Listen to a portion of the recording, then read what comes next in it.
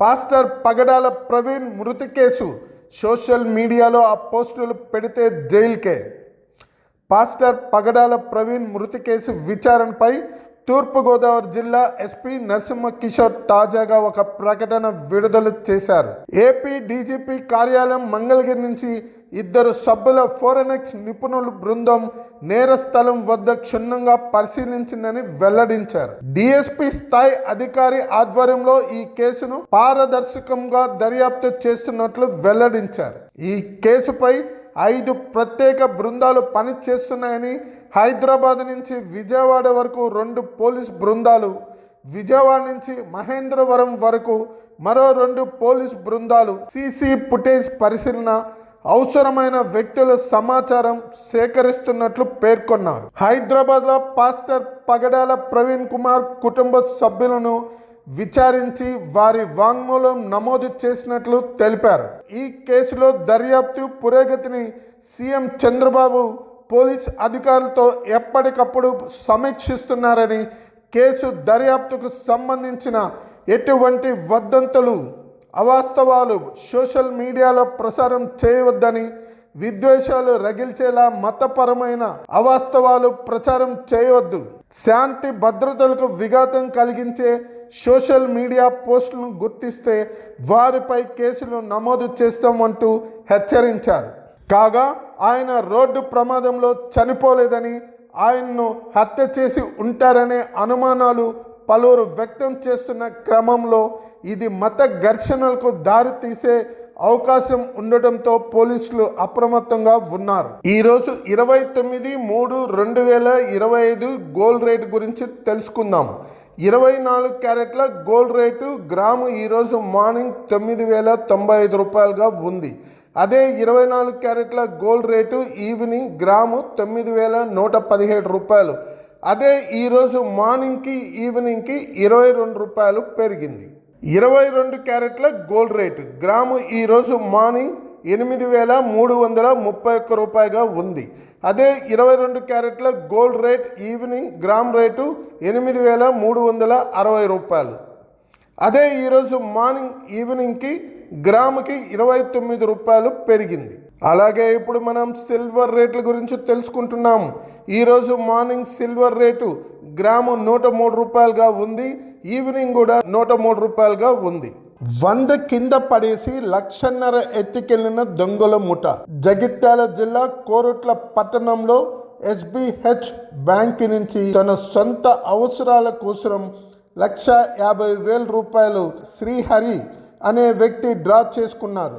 తన ద్విచక్ర వాహనంలో ఈ డబ్బులు పెట్టుకున్నాడు. ముందు నుంచి ఓ వ్యక్తి అతన్ని గమనిస్తున్నాడు. వీరంతా 4 ముఠా సభ్యులు. ఆ 4 వ్యక్తుల్లో ఒక వ్యక్తి శ్రీహరి దగ్గరికి వచ్చి, అక్కడ 100 రూపాయల నోటు కనిపిస్తుంది, అది మీదేనా అని అతను దృష్టి మళ్లించే ప్రయత్నం చేశాడు.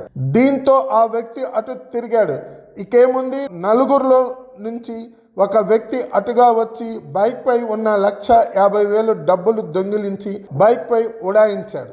ఆ తర్వాత 100 మీవేనా అని అడిగిన వ్యక్తి అప్పటికే బైక్ స్టార్ట్ చేసి రెడీగా ఉన్న మరో వ్యక్తితో అక్కడి నుంచి పరారయ్యాడు.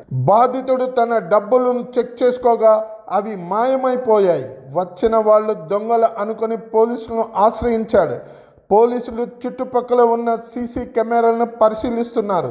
బ్యాంకుకు సంబంధించిన కెమెరాలతో పాటు పక్కన ఉన్న సీసీ కెమెరాల్లో దొంగల భాగోతం మొత్తం రికార్డ్ అయింది. ఆ రికార్డులు స్వాధీనం చేసుకుని దొంగలను పట్టుకునే పనిలో పోలీసులు పడ్డారు. 100 రూపాయల కోసం చూస్తే 1,50,000 రూపాయలు మాయమయ్యాయి. బ్యాంకు సమీపంలో ఇలాంటి దొంగతనాలు పెరిగిపోతున్నాయి. వారిని మాటల్లో పెట్టి నగదు దోచుకెళ్తున్నారు. డబ్బులు తీసుకుని వెళ్తున్న సమయంలో జాగ్రత్తగా ఉండాలని ఈ సందర్భంగా పోలీసులు సూచిస్తున్నారు.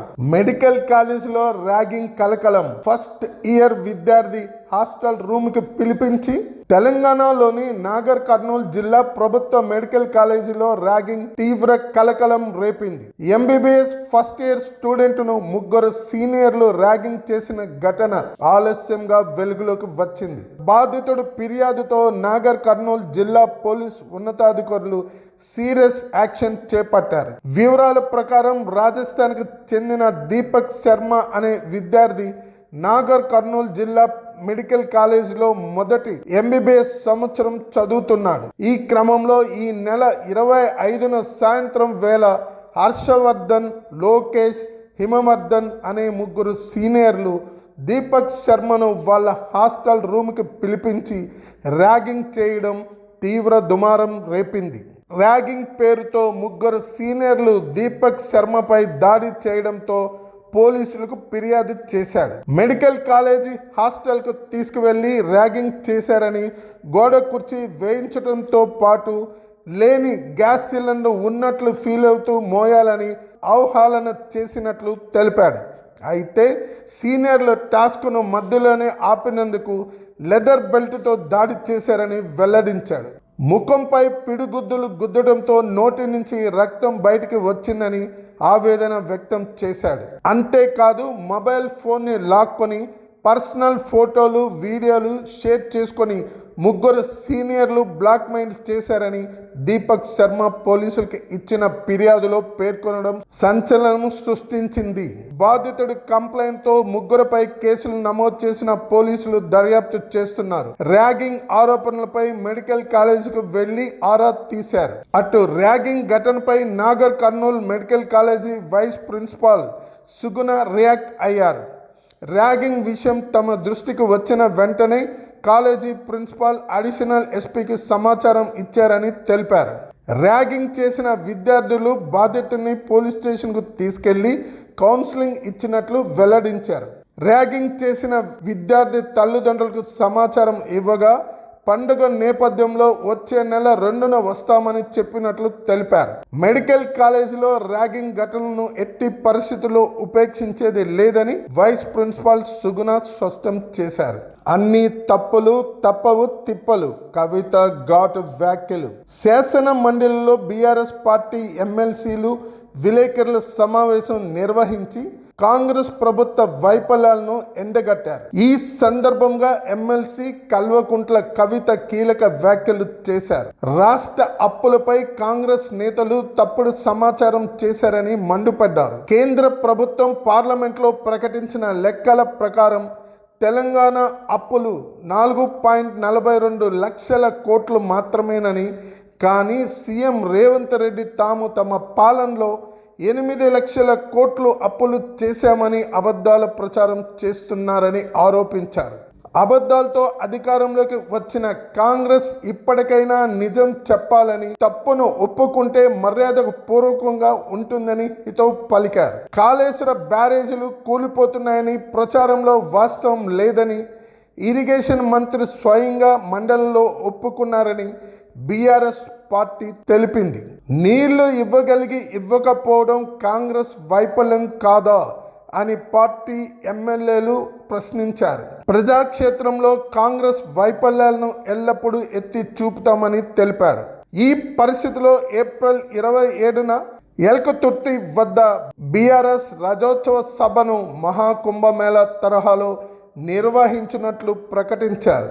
25 వసంతాలు పూర్తి చేసుకున్న బీఆర్ఎస్ ఉత్సవాల్లో ప్రజలు పెద్ద ఎత్తున పాల్గొనాలని కోరారు. మహిళలకు శుభవార్త, నెలకు 11,000 పొందొచ్చు. అంగన్వాడీ పోస్టులకు దరఖాస్తులు ఆహ్వానం. జిల్లాలో ఖాళీగా ఉన్న 17 అంగన్వాడీ కార్యకర్తల సహాయకుల పోస్టు భర్తీకి నోటిఫికేషన్ విడుదల చేసినట్లు జిల్లా మహిళా శిశు సంక్షేమ సాధికారిత అధికారి డాక్టర్ టి కనకదుర్గ తెలిపారు. పార్వతీపురం డివిజన్ పరిధిలో, పార్వతీపురం మున్సిపాలిటీ పరిధిలో 2 సహాయక పోస్టులు, సాలూరు పరిధిలో 3 సహాయక పోస్టులు, బల్జపేట ప్రాజెక్టు పరిధిలో 1 అంగన్వాడీ కార్యకర్త పోస్టు, 3 సహాయక పోస్టులు, సీతానగర్లో 2 సహాయక పోస్టులు, పాలకొండ డివిజన్లో పాలకొండలో 3 సహాయక పోస్టులు, బామిని ప్రాజెక్టు పరిధిలో 2 సహాయక పోస్టులు, వీరఘట్టంలో ఒక సహాయక పోస్టు ఖాళీగా ఉన్నాయన్నారు. అర్హత గలవారు మార్చి 31వ తేదీ సాయంత్రం 5 గంటల లోపు సంబంధిత ఐసిడిఎస్ కార్యాలయంలో దరఖాస్తు చేసుకోవాల్సి ఉంటుందన్నారు. ఈ ఉద్యోగాలకు స్థానికంగా నివాసిస్తున్న వివాహిత మహిళ అర్హులు. అంగన్వాడీ కార్యకర్త ఉద్యోగాలకు కనీసం 10వ తరగతి చదివి ఉండాలి అన్నారు. అంగన్వాడీ సహాయకురాలుగా ఉద్యోగాలకు 7వ తరగతి అర్హత ఉన్నవారు అర్హులు. కనీసం వయసు 2025 జూలై 1 నాటికి 21 సంవత్సరాలు, గరిష్ట వయసు 35 సంవత్సరాలు. ఎస్సీ ఎస్టీ అభ్యర్థులు కేటాయించిన పోస్టులు ఉన్న ప్రాంతంలో 21 ఏళ్ల కలిగిన అభ్యర్థి లేకపోతే 18 సంవత్సరాలు నిండిన వారి అప్లికేషన్ కూడా పరిగణలోకి తీసుకున్నట్లు పేర్కొన్నారు. టీడీపీకి రికార్డు సొంతం. టీడీపీకి ఆ రికార్డు సొంతం. దేశంలో తొలిసారి కార్యకర్తలే పార్టీకి శ్రీరామరక్ష.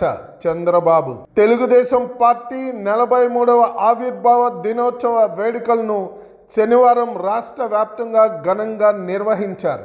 మంగళగిరి టీడీపీ కేంద్ర కార్యాలయంలో అట్టహాసంగా వేడుకలు నిర్వహించారు. టీడీపీ అధినేత ముఖ్యమంత్రి చంద్రబాబు నాయుడు పార్టీ జెండాను ఆవిష్కరించి వ్యవస్థాపక అధ్యక్షుడు ఎన్టీఆర్ విగ్రహానికి పుష్పాంజలి ఘటించి ఆవిర్భావ సభకు హాజరయ్యారు. 60,000 మంది టీడీపీ కార్యకర్తలు నేతలతో టెలికాన్ఫరెన్స్ ద్వారా మాట్లాడారు. పార్టీకి కార్యకర్తలే శ్రీరామరక్ష అన్నారు. కారు డిక్కీలో మహిళ శవం. కేసులో కొత్త అప్డేట్. తల్లిని వ్యభిచారం కోసం వాహనాలు తనిఖీలు చేస్తున్న పోలీసులకు కారు డిక్కీలో మహిళ మృతదేహం లభ్యమైన ఘటన శుక్రవారం నిజామాబాద్ పరిధిలో బైపాస్ రోడ్లో చోటు చేసుకుంది. ఈ కారును ఆపి సోదా చేస్తుండగా డిక్కీలో మహిళ మృతదేహం లభ్యమైంది. హతురాలు ఎవరని ఆరా తీయగా ముబారక్ నగర్కు చెందిన కమల 50గా తేలింది. హత్య కేసు నమోదు చేసిన రూరల్ ఠాణా పోలీసులు మృతదేహాన్ని ప్రభుత్వ దవాఖానా మార్చురీకి తరలించారు. కమలను ఎవరు ఎందుకు హత్య చేశారనే దానిపై ముమ్మర దర్యాప్తు చేపట్టారు. సీసీ కెమెరా ఫుటేజ్ను పరిశీలించారు. ఈ క్రమంలో ఈ కేసుకు సంబంధించిన కీలక అప్డేట్ తెలిసింది. తన తల్లిని వ్యభిచారానికి ప్రేరేపిస్తుందనే కారణంతో కమలను హత్య చేసినట్లు పోలీస్ విచారణలో నిందితుడు రాజేష్ ఒప్పుకున్నట్లు తెలుస్తుంది. ముబారక్ నగర్కి చెందిన కమల కొందరు మహిళలతో వ్యభిచారం చేస్తుండేదని సమాచారం. ఈ క్రమంలో అదే ప్రాంతానికి చెందిన ఓ మహిళను కూడా ఈ రొంపులోకి దింపినట్లు తెలుస్తుంది. ఈ విషయం తెలిసిన సదరు మహిళ కుమారుడు రాజేష్ తన తల్లితో తప్పుడు పని చేయిస్తున్న కమలపై కక్ష కట్టాడు. ఈ నేపథ్యంలో కమలను కారులో ఎక్కించుకొని డిచ్చుపల్లి ఠాణా పరిధిలోకి తీసుకెళ్లి కళ్ళు తాగించిన అనంతరం హత్య చేసినట్లు తెలుస్తుంది. మృతదేహం దొరకకుండా చేసే ప్రయత్నంలో భాగంగా కారులో తరలిస్తూ పోలీసులకు చిక్కాడు. మరి నిందితుడు చెప్పిన దాంట్లో నిజం ఉందా లేదా, హత్యకు మరేదైనా కారణం ఉందా అనే కోణంలో పోలీసులు దర్యాప్తు చేస్తున్నారు.